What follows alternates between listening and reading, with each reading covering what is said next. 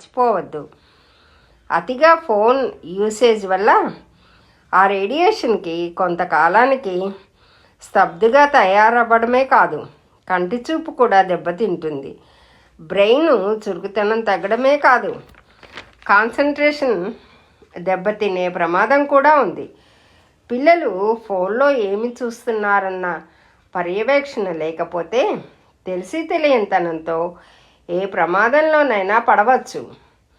పిల్లలకు సంప్రదాయ ఆటలు పరిచయం చేయండి.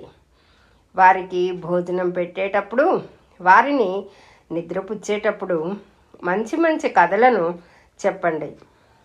అప్పుడప్పుడు మేడ మీద వెన్నెలలో భోజనాలను ఏర్పాటు చేసుకుని ఆ ఆనందాన్ని ఆస్వాదించండి.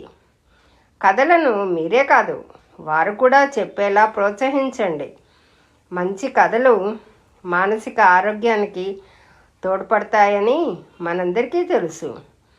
వారి బాల్యాన్ని కనీస స్వేచ్ఛతో గడిచేలా జాగ్రత్త పడండి. బాల్యాన్ని వారు, దాన్ని మీరు ఆనందంగా సాగనివ్వండి. సమయం లేదని మాత్రం భావించకండి.